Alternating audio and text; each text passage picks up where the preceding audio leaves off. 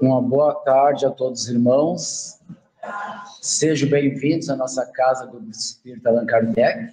Uma boa tarde aos irmãos que estão nos assistindo pela internet também.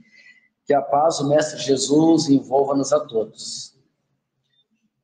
Hoje quem irá nos falar é o nosso irmão Milton, aqui do GIAC, e o tema será as consolações de Jesus. Uma boa palestra a todos.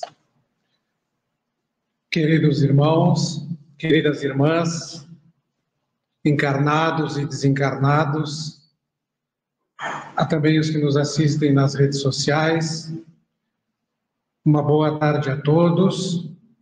Que a paz e o amor de nosso Senhor Jesus Cristo estejam em todos os corações. É com muita alegria que nós sempre aceitamos trazer aqui reflexões sobre o Evangelho, sobre os ensinos do Mestre. E hoje não poderia ser diferente neste tema que é de acolhimento, que é um tema de compreensão, de esclarecimento, mas de muita consolação, de muito consolo. Porque ele é baseado no capítulo 6 do Evangelho segundo o Espiritismo.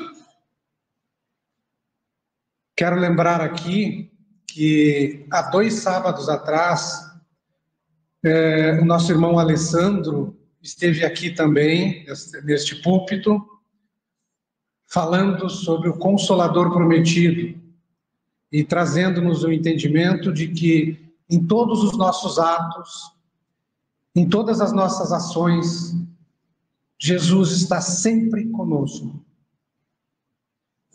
Ele está conosco nas nossas alegrias, nas nossas tristezas, nos nossos acertos e nos nossos erros, porque Ele nos quer ver evoluídos, Ele nos quer elevados, Ele nos quer iluminados espiritualmente e principalmente felizes. Na semana passada nós tivemos aqui, é bom lembrar também, o irmão Cristiano falando de Jesus, o Mestre. E trouxe o entendimento para nós que, pelos caminhos que nós estamos percorrendo hoje, Jesus já passou. E ele, como mestre, foi na frente, deu-nos exemplos, trouxe-nos ensinamentos, falou que nós somos deuses, que podemos fazer o que ele faz e muito mais, que só depende da nossa vontade, de atingirmos esse nível evolutivo mais sutil, mais espiritualizado. Hoje nós vamos refletir aqui sobre a importância desse Espírito chamado Jesus Cristo, sobre a relevância da sua mensagem, das suas consolações em nossa evolução moral. Conforme a doutrina espírita nos ensina, Jesus recebeu essa incumbência de Deus há milênios passados incontáveis, de ser o criador do orbe terrestre, da Terra, de ser o governador espiritual da Terra e de conduzir o processo evolutivo completo de todos os seres que habitam o orbe terrestre, tanto encarnados quanto desencarnados. Então estão sob a sua guarda, sob o seu cuidado, sob a tutela do seu amor, bilhões de espíritos, bilhões, que procuram avançar pelos caminhos do bem, pelas sendas da evolução, atividade essa que compete individualmente a cada um de nós. Há a evolução coletiva, mas tudo começa na individualidade. E Emmanuel, falando em bilhões de espíritos, Emmanuel vai nos dizer no livro Rodeiro, que foi lançado em 1952, pelas mãos de Chico Xavier, na lição 9, o grande educandário, ele fala da terra. E aqui ele nos traz a informação de que, naquela época, são 2 bilhões de alunos matriculados em várias raças, em várias nações. E mais de 20 bilhões de almas conscientes, desencarnadas, que cercam o domicílio terrestre, demorando-se noutras faixas de evolução. Só a termo de conhecimento, hoje, segundo a Organização Mundial de Saúde e a Organização das Nações Unidas, nós somos em torno de 8 bilhões de seres humanos na Terra. Então, teve um crescimento de quase 6 bilhões nesse período. É muito espírito para estar sob o comando de Jesus, né? Então, por isso é que realmente fica muito difícil falar em Jesus, por ele cuidar dessa quantidade de espíritos. Expressar por palavras a sua grandeza, a sua importância em nossas vidas, só através do conhecimento que nos dá a doutrina espírita. Porque a doutrina espírita, nesse aspecto aí de alívio, de consolação, de amor incondicional que Jesus tem pelos espíritos que estão sob o seu comando,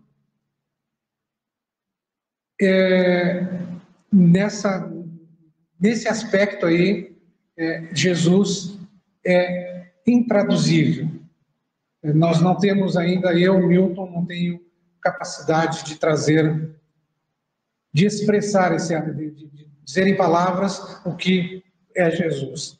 Mas Jesus foi para, na verdade, um pouquinho antes de Jesus, tiveram alguns profetas, alguns missionários que vieram preparar o caminho, que vieram preparar o povo para a chegada do Messias. Isso, então, permite nós compreendermos por que Jesus não enviou no seu lugar um missionário, um mensageiro dele. Por que ele quis vir encarnar aqui no nosso meio, se fazer homem entre os homens, digamos assim? Porque ele preferiu vir ele mesmo para expressar, para demonstrar o seu amor incondicional, o seu carinho que ele tem para conosco. Então é incomensurável, é sem medidas a expressão desse amor. E ele não se contentou em ter vindo encarnado aqui, nos dado deixado essas lições todas, que ele ainda nos prometeu enviar um outro Consolador. Prometeu e cumpriu. João registrou lá no seu Evangelho, no capítulo 14, versículos 15 e 16, as palavras de Jesus que diz assim: se me amas, guardai os meus mandamentos, e eu rogarei a meu Pai, e ele vos enviará um outro Consolador, a fim de que fique eternamente com vocês. Não é que Jesus tenha deixado de estar conosco. Ele sempre está ao nosso lado, sempre esteve. Ele nunca nos deixou órfãos. Mas este outro Consolador que ele enviou, que é o resgate dos seus ensinamentos, que naquela época foram a maioria feitos através de parábolas, esse veio de forma mais ampla e de mais direta, através de uma pleiade de espíritos superiores que vieram levantar o véu da verdade e tornar mais inteligíveis os ensinos que ele já havia trazido e trazer novos ensinos, porque naquela época nós ainda não estávamos preparados para receber. Então nós podemos dizer que foram ou são 2 momentos marcantes na vida desses espíritos que habitam o orbe terrestre, tanto encarnados quanto desencarnados. Porque Jesus sempre esteve conosco, mas a partir do advento do Espiritismo, parece que ele se torna mais próximo de nós diariamente, porque a doutrina espírita nos explica quem é Jesus. A doutrina espírita nos diz qual é a sua missão. E ela também nos ensina como nós devemos agir, interagir com ele, através das leis imutáveis que coordenam o orbe terrestre, o universo, para ser mais sinceros. Então, isso nos faz nós percebermos um Jesus mais vivo, mais próximo, mais atuante. Por isso que, nas frases de João lá, ele diz que fique com vocês eternamente. Allan Kardec começa o capítulo 6 do Evangelho segundo o Espiritismo fazendo considerações sobre o jugo leve.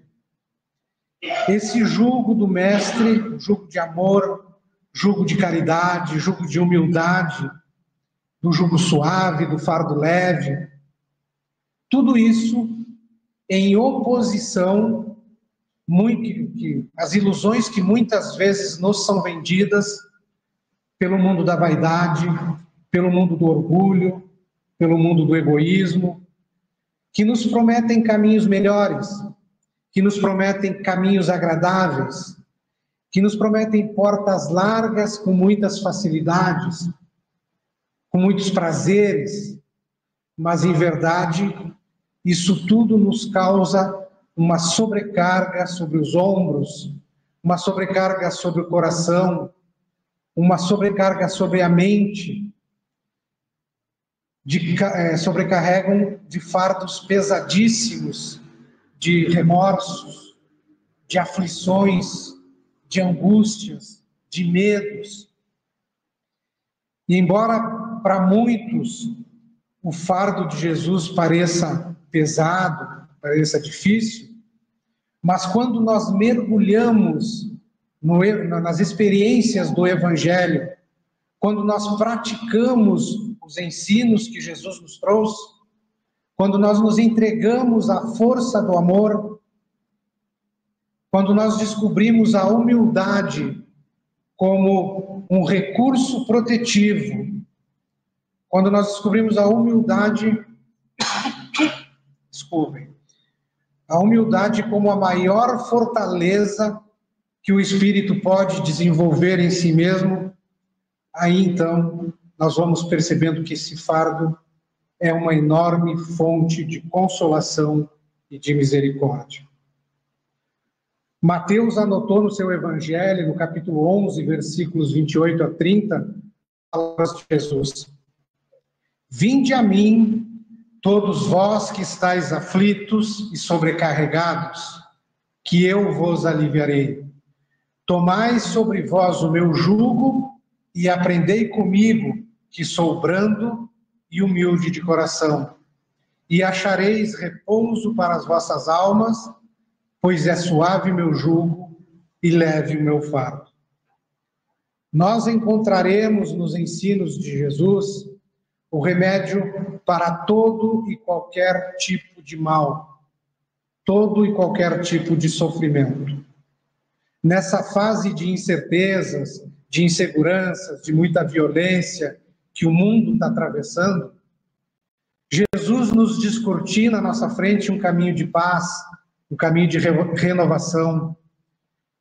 Ele revela que somos seres imortais em constante processo de aprimoramento. Ele confirma os mandamentos da lei de Deus, que foram anunciados por Moisés, nos mostra a sua misericórdia, coloca em prática o seu amor no sentido mais elevado possível, que é fazer aos outros o que gostaríamos que os outros nos fizessem. Jesus, a gente sabe, cura cegos, liberta sofredores de processos obsessivos, tolera a agressividade humana, pratica, enfim, a caridade no seu sentido mais amplo, no sentido como ele entendia, e Kardec perguntou para ele: benevolência para com todos, indulgência para a imperfeição dos outros e perdão das ofensas. Então, quando nós começamos a seguir os caminhos da lei de Deus, das leis de Deus, as nossas almas repousarão. Basta seguir esse caminho que nós vamos alcançar os resultados que Deus quer de nós, que são da vontade de Deus. Ao aceitar o jugo suave de Jesus, nós precisamos nos livrar de tudo aquilo que nos desgasta, de tudo aquilo que nos aprisiona neste mundo de provas e expiações ao qual nós estamos por ora encarnados. Nós teremos que nos livrar do orgulho, da vaidade, do egoísmo, da cupidez, da sensualidade. Aceitar o fardo leve do Mestre Jesus é cumprir os deveres que a própria doutrina espírita nos explicita. E o que são eles? Conhecer e praticar o amor e a caridade. Só assim, somente assim, nós vamos encontrar paz e, consequentemente, vai cessar o nosso sofrimento. O capítulo 6 do Evangelho, ele tem várias mensagens ali do Espírito de verdade. E eu escolhi a mensagem número 6, do item 6, para trazer aqui também para as nossas reflexões. O Espírito de verdade começa dizendo nessa mensagem assim: venho instruir e consolar os pobres deserdados. Aqui nós podemos fazer uma leitura mais material sobre aqueles que passam por aflições, sobre aqueles que sofrem preconceitos, que sofrem exclusões, seriam aqueles assim deserdados do mundo, que a gente consideraria deserdados do mundo. Mas nós podemos trazer para o sentido espiritual. Se nós olharmos com os olhos de espíritos imortais que somos, nós vamos nos perceber que todos têm sofrimentos, todos têm aflições, inclusive aqueles que se parecem ser os mais felizes do mundo. Os sofrimentos, as aflições são diferentes de um para outro, mas todos temos, porque estamos ainda num mundo de provas e expiações. Todos nós temos essas dores. E a dor essa que não escolhe uma casa, um lugar específico para se apresentar, para se manifestar. Ela não escolhe uma pessoa específica.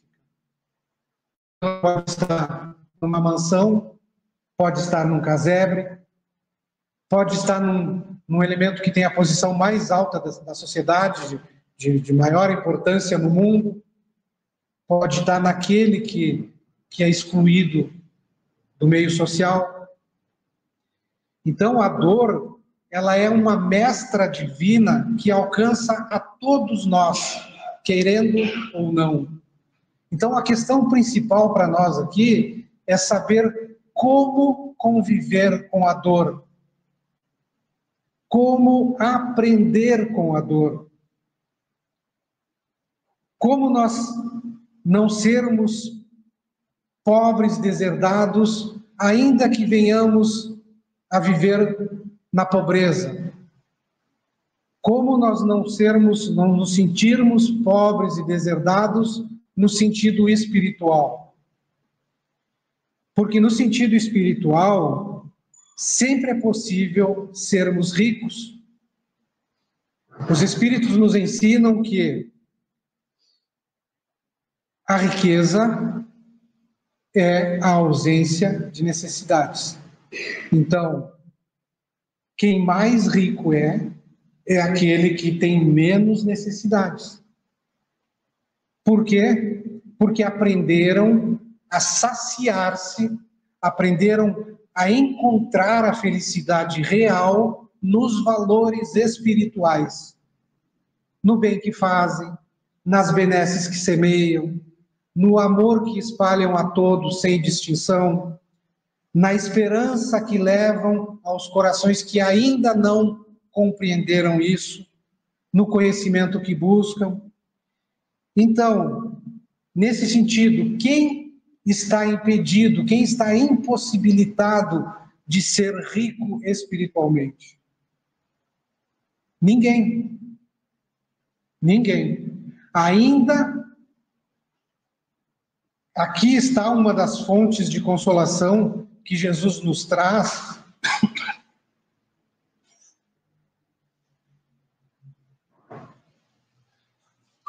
E que o Espiritismo vem resgatar também, é essa questão dos deserdados.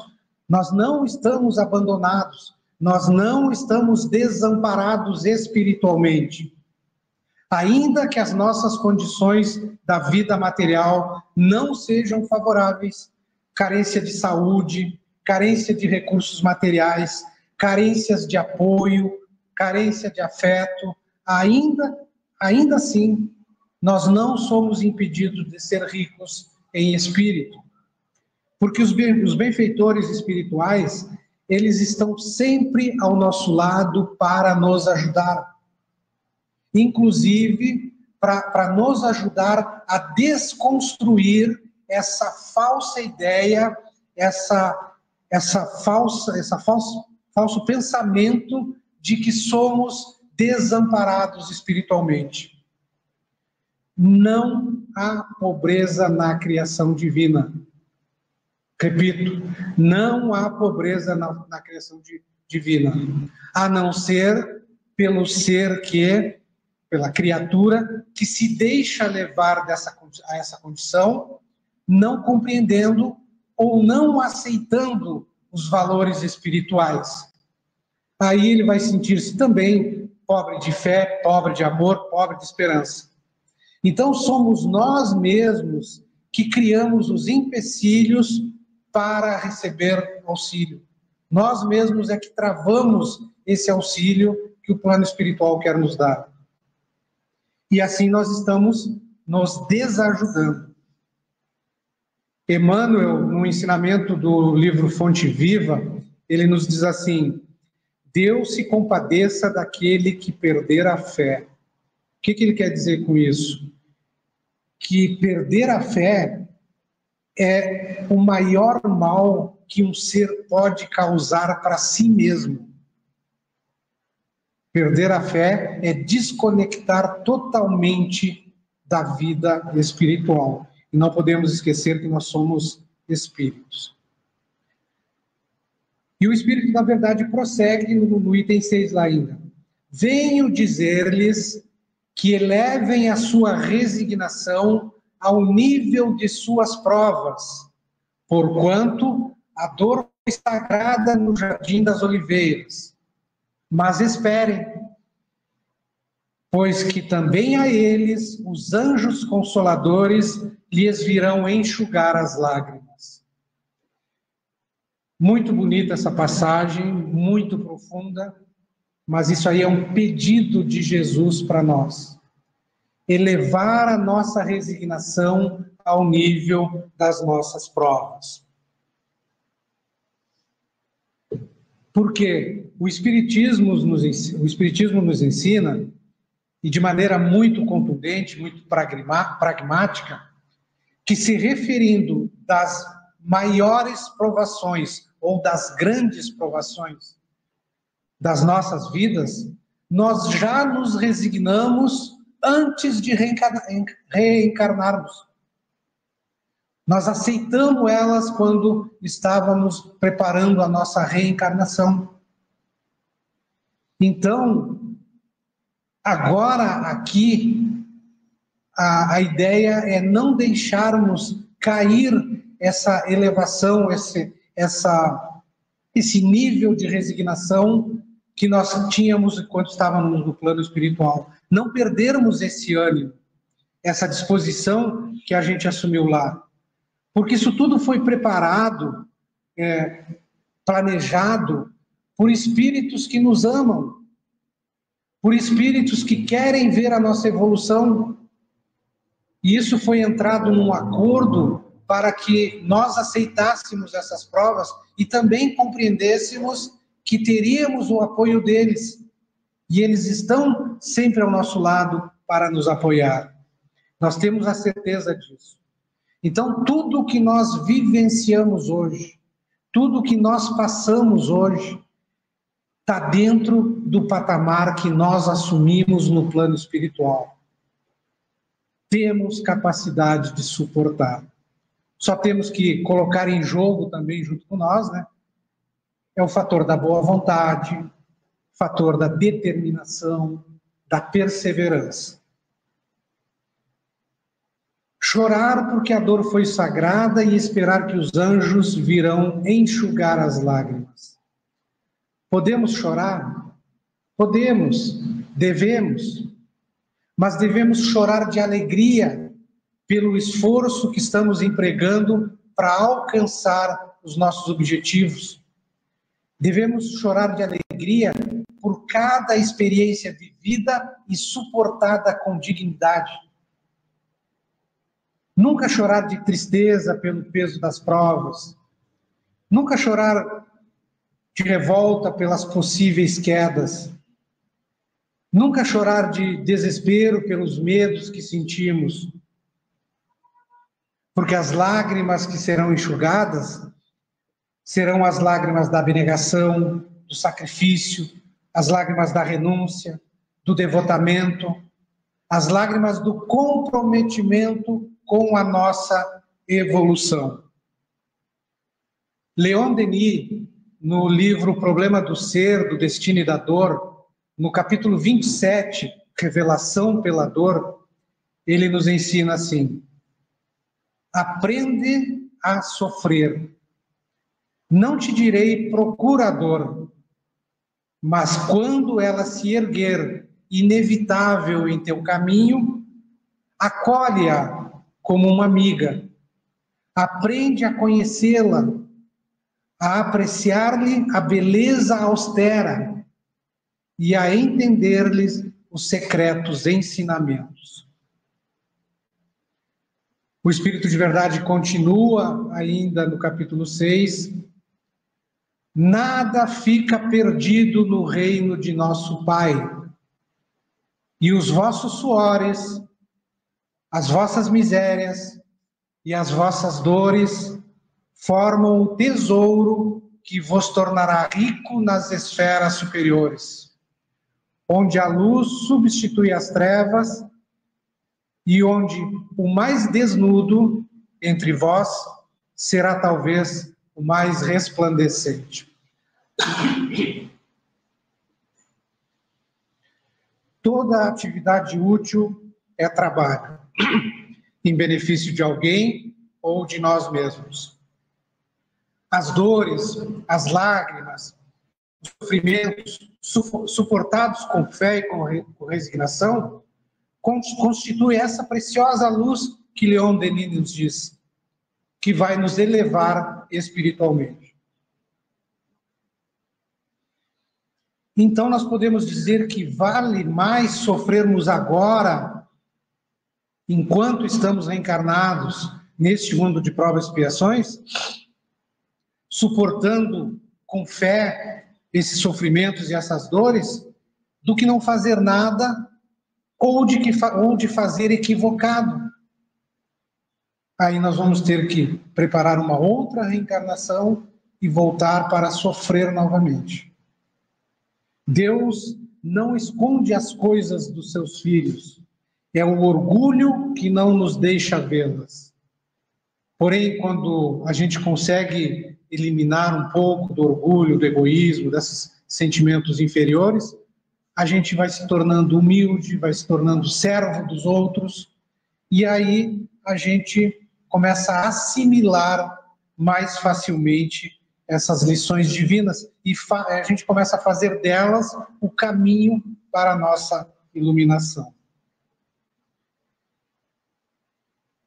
Continua o Espírito de Verdade ainda dizendo assim: em verdade eu vos digo, os que carregam seus fardos e assistem aos seus irmãos são bem-amados meus. Aqui, Jesus nos traz um recurso essencial nessa proposta consoladora do Evangelho, que também é resgatada pelo Espiritismo, que é o servir. Amparar os irmãos, ajudar a carregar os seus fardos, ainda que os nossos fardos sejam pesados.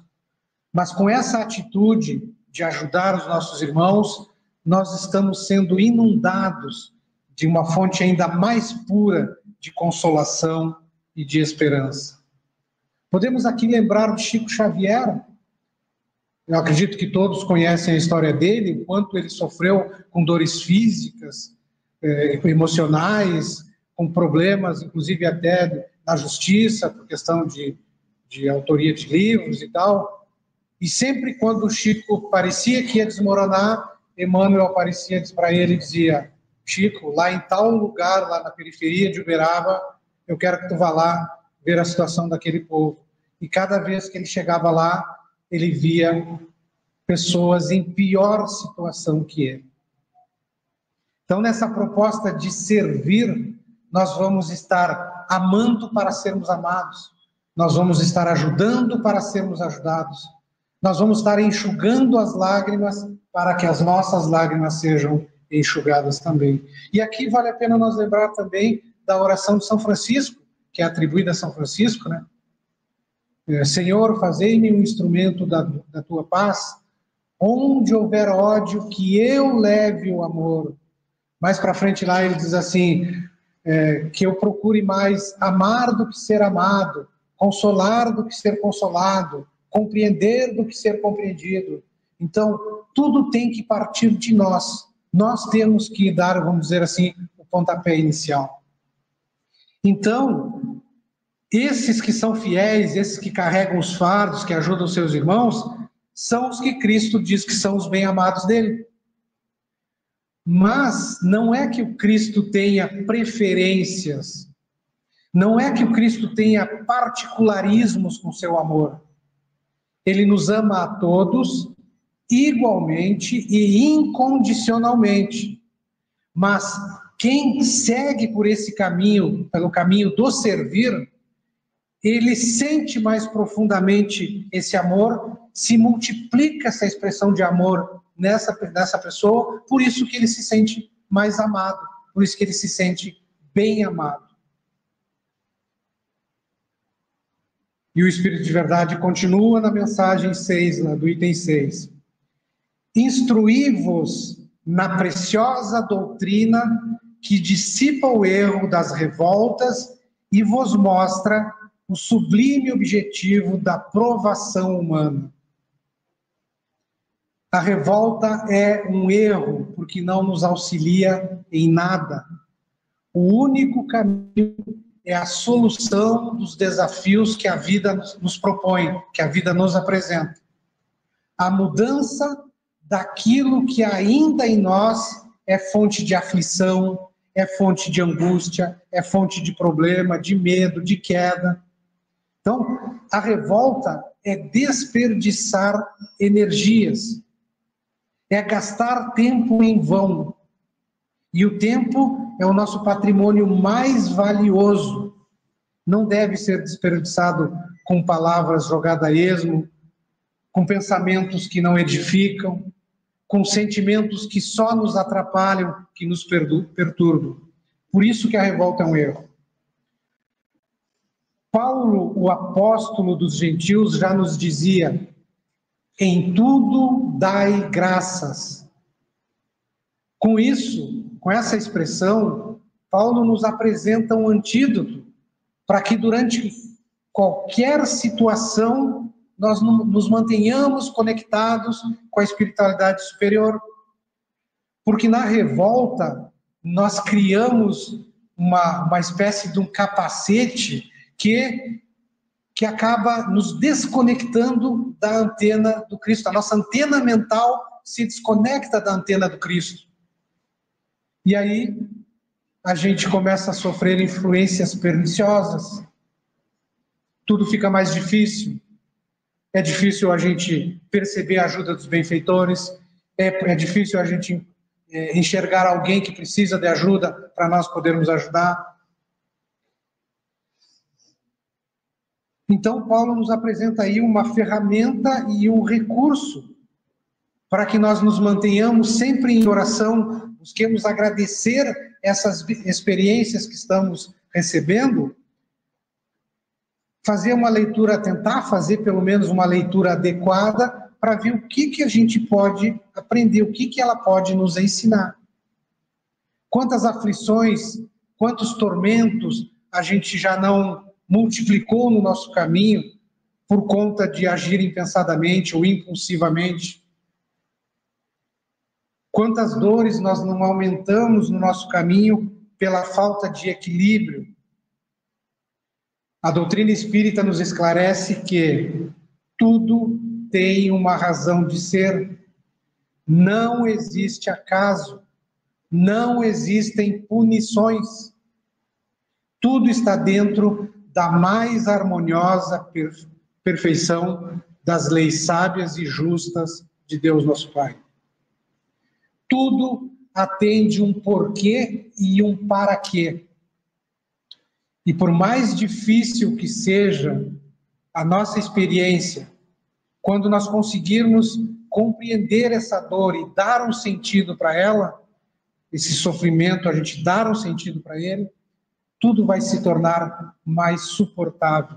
E aí nós vamos poder aprender com ele, sim. Cipriana, no livro No Mundo Maior, que é um dos livros dessa coleção A Vida no Mundo Espiritual, no capítulo 5, O Poder do Amor, ela nos explica assim: o martírio, o sofrimento, é problema de origem divina. Tentando solvê-lo, pode o espírito elevar-se ao píncaro resplandecente ou precipitar-se ao abismo tenebroso. Porque muitos retiram do sofrimento o óleo da paciência, com que acendem a luz para vencer as suas próprias trevas, ao passo que outros dele extraem pedras e acúlios de revolta, com que se despenham nas sombras dos precipícios. E o Espírito da Verdade, então, agora vai concluir a mensagem, dizendo assim: bebei na fonte viva do amor e preparai-vos cativos da vida para lançar-vos um dia, livres e alegres, no seio daquele que vos criou fracos para vos tornar perfectíveis, e que quer modeleis vós mesmos a vossa maleável argila, a fim de serdes os artífices da vossa imortalidade. Aqui temos mais uma fonte de alívio desse Consolador em nossas vidas, o Evangelho Redivivo, a fonte viva do amor de Jesus, na qual nós podemos beber sem medidas.